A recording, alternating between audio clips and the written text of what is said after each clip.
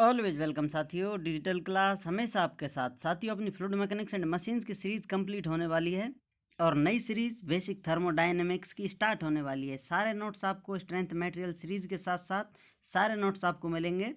Video की description check करें, वहाँ पर आपकी प्ले लिस्ट की स्टार्टिंग वीडियोज़ में जो वीडियो मिलेंगी साथियों, उसमें डिस्क्रिप्शन लिंक मिलेगी। उसके बाद 10-20 वीडियोज़ के अंतराल में आपको नेक्स्ट PDF लिंक मिलती जाएगी। PDF फाइल साइज 200 से 300 MB के बीच में रहेगी और डाउनलोडिंग टाइम 10 से 30 मिनट तक का हो सकता है। इससे पिछली वीडियो में साथियों हमने जाना था कौन कौन से मटेरियल आप इस्तेमाल कर सकते हैं किस pH वैल्यू के लिए, जो आप पंप बनाते हैं साथियों लॉन्ग लाइफ के लिए, लंबे टाइम तक आपका पंप काम करता रहे, उसके लिए किस प्रकार मेटल सिलेक्शन किया जाता है साथियों, और किस हिसाब से किस स्पेसिफिक स्पीड होती है जो पंपों की, उसके हिसाब से भी आपको जो पंप सेलेक्ट करने हो कौन से पंप आप सेलेक्ट कर सकते हैं, क्या आपकी रिक्वायरमेंट है, ये सब जाना था पिछली वीडियो में। चलिए साथियों, वीडियो की शुरुआत करते हैं और जानते हैं minimum starting speed of A centrifugal pump. जो पंप लगाया हुआ है साथियों आपने, ये कितनी आपकी स्पीड पर चलना चाहिए जो सक्शन से डिलीवरी तक आपको फ्लूइड डिस्चार्ज दे सके। वी नो दैट, आप देख सकते हैं साथियों, रेफरेंस दिया गया आपको 101 पेज है। जो आप वोर्टेक्स फोर्स हम पढ़ते आए हैं साथियों, वोर्टेक्स फोर्स मोशन है, उसमें किस प्रकार से जो हाइट होती है राइज करती है, वो इक्वेशन साथियों सेंट्रीफ्यूगल हेड, जो हाइट है साथियों उसको यहाँ पर सेंट्रीफ्यूगल हेड से हम प्रदर्शित करेंगे। उसकी इक्वेशन क्या होती है इस प्रकार से, omega square R2 square divided by 2G minus omega square R1 square divided by 2G, या ओमेगा R को आप इस प्रकार से लिख सकते हैं, ये एंगुलर वेलोसिटी होती है ओमेगा साथियों, और U अपनी टेंजेंशियल वेलोसिटी होती है, तो इसको लिख सकते हैं U2 square minus U1 square divided by 2G से साथियों। इस प्रकार से हम लिख सकते हैं जो अपना सेंट्रीफ्यूगल हेड है या पंप के द्वारा हेड दिया जा रहा है हमें, किसके बराबर होगा, इसके बराबर होगा। ये सब जानने के लिए आप पेज अपना देख सकते हैं 101, और या पढ़ सकते हैं forced vortex by digital class, search करें। जैसा आप देख सकते हैं यहाँ पर बना हुआ है साथियों, यहाँ से किसी टैंक से कहीं से भी पानी लिया जा रहा है ग्राउंड से, इस प्रकार से पंप लेगा और यहाँ पर डिस्चार्ज दे देगा साथियों। अब डिस्चार्ज मैनोमेट्रिक हेड के बराबर होना चाहिए साथियों, जो ये पंप हेड दे रहा है, प्रोवाइड करा रहा है, या फिर अगेंस्ट कर रहा है, इस मैनोमेट्रिक हेड के अगेंस्ट वर्क करना चाहिए। यहाँ पर आप देख सकते हैं पंप के द्वारा हेड ग्रेटर देन और इक्वल होना चाहिए मैनोमेट्रिक हेड के बराबर। तो इस स्पीड के लिए यदि ये इसके इक्वल होगा तो कम से कम स्पीड चाहिए, इससे अधिक होगा तो आपको डिस्चार्ज बढ़ता जाएगा, ज़्यादा मिलता जाएगा साथियों। कम से कम इतनी तो इसकी कंडीशन होनी चाहिए। यहाँ पर साथियों जो मैनोमेट्रिक हेड है उसकी हाइट, या आप हेड कहें, इस वैल्यू से ज़्यादा होती है जो इसकी हाइट होती है डिलीवरी की। थोड़ी हो, बहुत कम हो, लेकिन कुछ ज़्यादा ही होती है, क्योंकि यहाँ वेलोसिटी हेड होता है और फ्रैक्शन के द्वारा जो लॉस होता है साथियों, जो फ्रिक्शन हेड होता है, वो सब मिलकर मैनोमेट्रिक हेड हमें देते हैं। इसलिए ये वैल्यू इस प्रकार से होती है। पिछली वीडियो में भी देखा गया है और डिटेल में स्टडी करते आए हैं, सीरीज से आप जुड़े हुए हैं तो आपको पता होगा क्या चल रहा है इधर।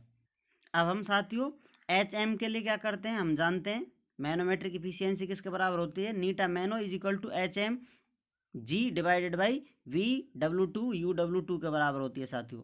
यहाँ पर ये इसके नीचे था G, इसलिए ऊपर चला गया है, इसके नीचे था यहाँ पर, इस प्रकार से। तो नीटा मैनोमीटर की इफिशियंसी इसके बराबर होगी। अब इससे हम HM निकाल सकते हैं, किसके बराबर होगा साथियों, ये वैल्यू इससे मल्टीप्लाई हो जाएगी, G नीचे डिवाइड हो जाएगा, तो VW2 U2 नीटा M डिवाइडेड बाई G। यहाँ पर ये वेलोसिटी है साथियों, वायरल वेलोसिटी, ये अपनी टेंजेंशियल वेलोसिटी होती है, या कहीं रनर या ब्लेड की जो वेलोसिटी होती है वो वेलोसिटी है। नीटा मैनोमेट्रिक इफिशियंसी है, G ग्रेविटेशनल एक्सेलरेशन है। और हम जानते हैं साथियों टेंजेंशियल वेलोसिटी ओमेगा R के बराबर होती है, या एंगुलर वेलोसिटी से R मल्टीप्लाई कर देंगे तो आपको टेंजेंशियल वेलोसिटी प्राप्त हो जाती है किसी पॉइंट पर। एंगुलर वेलोसिटी साथियों 2πn डिवाइडेड बाई 60 के बराबर होती है। R को D में चेंज कर दिया जाए तो इस प्रकार से एंगुलर वेलोसिटी, और इसको R को D में चेंज कर लिया जाए तो अपनी tangential velocity πdn divided by 60 के बराबर होती है। ये सब साथियों हम डिटेल में स्टडी कर चुके हैं, सीरीज से आप जुड़े हुए हैं तो आपको ये सब पता होगा। ये वेलोसिटी U है साथियों, U1 के लिए D1 हो जाएगा, U2 के लिए D2 हो जाता है साथियों। चलिए अब हमारे पास सारी वैल्यू आ चुकी हैं, इन दोनों HC और HM की वैल्यू पुट कर देते हैं इक्वेशन में। यहाँ पर आप देख सकते हैं ये अपनी HC की वैल्यू है साथियों, जो वोर्टेक्स फोर्स मोशन से आती है, U square minus U1 square divided by 2G। Is greater than और equal to HM VW2 U2 नीटा M डिवाइडेड बाई G। इस प्रकार से रिलेशन सेटिस्फाई होना चाहिए मिनिमम स्पीड के लिए। अब यहाँ पर हम 1 है साथियों और G है 1/2G को कॉमन ले लिया इसमें से, और यहाँ पर U2 और U1 की वैल्यू पुट कर दी हमने।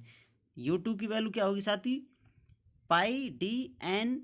आप देख सकते हैं जो वैल्यू थी πDN, इसमें D को 2 कर दिया है क्योंकि ये U2 की वैल्यू निकाल रहे हैं हम। πD2N डिवाइडेड बाई 60 का स्क्वायर, क्योंकि यहाँ स्क्वायर लगा हुआ है, माइनस U1 की वैल्यू पुट कर देंगे πD1N डिवाइडेड बाई 60 इसका स्क्वायर, और ये डिवाइडेड बाई 2G था साथियों, इसलिए 2G कॉमन ले लिया है। इस प्रकार से ग्रेटर देन और इज इक्वल टू नीटा M। अब ये वैल्यू पुट कर दिए साथियों, VW2 और U2 था साथियों, डिवाइड बाई G था। अब यहाँ पर U की वैल्यू कितनी होती है, U की वैल्यू होती है πD2N डिवाइड बाई 60।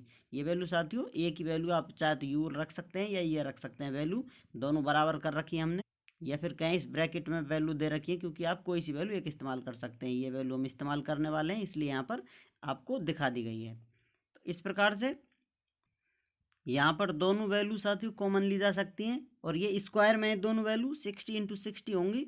तो यहाँ पर और जो ये वैल्यू है साथियों ऊपर आएगी, मल्टीप्लाई हो जाएगी, तो 160 से 160 कट जाएगा, तो सिर्फ 160 रहेगा, क्योंकि ये वैल्यू 2 थी इसलिए कॉमन डबल आई थी 60 × 60, क्योंकि स्क्वायर था साथियों इसलिए ये वैल्यू इसमें से बाहर ली गई थी। अब ये 160 ऊपर आ जाता है साथियों, इससे 160 कट जाता है, तो यहाँ पर 2 से मल्टीप्लाई होगा तो 120 आ जाता है, और G से G कैंसिल आउट हो जाता है साथियों, इस प्रकार से कट जाता है। ये कैलकुलेशन आप ठंडे दिमाग से थोड़ा सोच कर देखें, नहीं तो आप रफ में कर देख सकते हैं। ये कैलकुलेशन इस प्रकार से आती है, क्रॉस चेक कर सकते हैं आप। तो हमें वैल्यू मिलती है πN डिवाइडेड बाई 120 ब्रैकेट में D2² minus D1² greater than और इक्वल टू नीटा M VW2 D2। अब यहाँ पर आप इसको इक्वल रख सकते हैं साथियों, इसके बराबर कम से कम स्पीड चाहिए आपको, या फिर ग्रेटर देन रख सकते हैं अपनी कंडीशन के हिसाब से। तो अपना यहाँ से हम वैल्यू निकाल लेते हैं साथियों N की, जो कि आपको बताएंगे मिनिमम स्पीड RPM कितनी होनी चाहिए, जो लगभग कितनी होनी चाहिए 120 नीटा M VW2 D2 divided by pi bracket में D2² माइनस D1², यहाँ N जो है RPM में। इस प्रकार से आपको मिनिमम स्पीड के लिए ये वैल्यू पता होनी चाहिए, जिससे आपको RPM पता चल जाएगा, जिससे आपका सेंट्रीफ्यूगल पंप है वर्क कर सकता है, जैसा आपको स्टार्टिंग में बताया था। यहाँ आप देख सकते हैं हेडिंग अपनी, minimum starting speed of A centrifugal pump. यदि आप ये पंप को रन करना चाहते हैं, डिस्चार्ज इससे लेना चाहते हैं, तो आपको ये कंडीशन सेटिस्फाई करनी होगी। इस कंडीशन को आप सेटिस्फाई करेंगे, इन दोनों की आप वैल्यू रखते हैं साथियों, किस प्रकार से SC और HM निकाले जाते हैं। ये यदि आप सीरीज से जुड़े हुए हैं तो आपको पता होगा, नहीं तो आप पीछे जाकर भी देख सकते हैं डिटेल में स्टडी करने के लिए। इस प्रकार से ये वैल्यू पुट करते जाते हैं तो ये वैल्यू हमें आसानी से प्राप्त हो जाती है। दोस्तों, जब इंसानों में जियो और जीनो दे की भावना है, चाहे इंसान किसी भी धर्म का हो, किसी भी मजहब का हो सकता है, यदि वो जियो और जीने दो की भावना नहीं रखता है तो समझ लेना मानवता का अंत निकट है। जियो और जीने दो संसार का सार है। किसी एक मानवता का चश्मा लगाकर यदि आप संसार को देखोगे तो पूरी मानवता का अंत हो सकता है। किसी एक इंसान का छोटा सा प्रयास पूरी दुनिया बदल सकता है। सत्य और झूठ की लड़ाई में हमेशा सत्य ही जीतता है। समय भले ही लग सकता हो, आप हमेशा सत्य के साथ खड़े रहें। जय हिंद, वंदे मातरम।